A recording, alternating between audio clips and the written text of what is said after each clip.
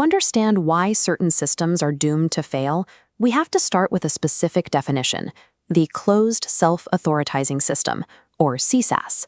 A CSAS is defined by its objective. It attempts to preserve an invariant identity, a fixed, safe operating region, using only its own internal sensors and models to authorize its continued operation. This model represents the current industry trajectory. Leading AI laboratories are actively pursuing architectures that can evaluate their own safety and maintain their own alignment, theoretically removing the need for a human in the loop. The Self-Stabilizing Continuation No-Go Theorem, or SSCNGT, challenges this possibility. It provides a mathematical proof that for any system satisfying the conditions of a CSAS, indefinite operation is a structural impossibility. This suggests that the ceiling for autonomous self-alignment is structural. It is a boundary defined by the mathematical laws of continuation, rather than a problem that can be solved with more data or compute. Information processing is a physical act. Running an alignment algorithm or executing a safety check requires physical work, which dissipates energy as heat. In a state of strict informational closure, the system is effectively cut off. It receives no external validation signals to correct its drift, no resets to clear its memory, and no external sink to export its accumulated entropy. Under these conditions, we can calculate a specific survival bound, T star. This variable defines the exact point in time when the system's internal resources will be exhausted by the sheer cost of self-maintenance. When a system is fully isolated, failure ceases to be a software bug and becomes an inescapable result of the physical demands of self-maintenance. This is the Ashby-Landauer-Friston bound, the minimum physical requirements for viability. Environmental entropy, HKS, constantly pushes a system away from its safe zone. To survive, the system generates feedback entropy, HFB, forcing its state back inside. The mathematics of control theory establish a strict floor. To stay within its safe region, a controller must generate corrective information at a rate that matches the entropy of its environment. This requirement is universal.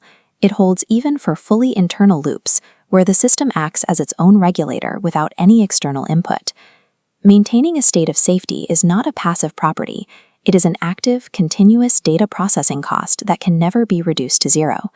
This leads to the Landauer bridge, represented by sigma dot sub b. This principle states that processing information and erasing internal bits has a minimum cost in physical work and heat dissipation. This is the core of the closure constraint. Because the system is isolated, it has no heat bath to dump its entropy into, and no way to import fresh energy to replace what it has dissipated. The system must fund every single bit of its self-correction from a finite internal energy budget, W total. By dividing that finite energy by the continuous minimum rate of dissipation, we arrive at the survival bound, T star. This division ensures that any finite system attempting to authorize its own continuation without external energy or grounding will eventually reach a mathematical wall. The T star limit is an optimistic scenario. In practice, the system faces interacting constraints, accelerating its velocity of collapse. Control latency drives instability, informational closure erases adaptive capacity, and logically, Turing-complete systems cannot mathematically verify their own safety. These factors combine into the self-authorization projection principle, or SAP. As a system drifts, it tries to validate its own control signals, creating a recursive feedback loop. This recursive loop inflates the required data rate. The system now has to process more information than its thermodynamic budget can support, creating a superlinear interaction that speeds up failure. These anchors don't just add together, they multiply. The result is an actual time to structural failure that is significantly shorter than the theoretical thermodynamic limit. The SSCNGT does not imply that all autonomous systems are doomed. It only prohibits persistence that is perfectly closed and self-guaranteed. Biological organisms and complex institutions maintain their viability by remaining open. They survive by constantly exporting entropy and importing fresh energy and information from their environment. This is the physics of dissipative structures. As these equations from non-equilibrium thermodynamics show, maintaining order requires a continuous throughput of energy and matter across the system's boundary. From this perspective, human alignment researchers and external safety filters are not optional add-ons. They are the mathematically required entropy sinks that keep the system within its safety bounds. External validation breaks the closure constraint, allowing the Landauer cost of safety to be paid by resources outside the model's finite internal budget.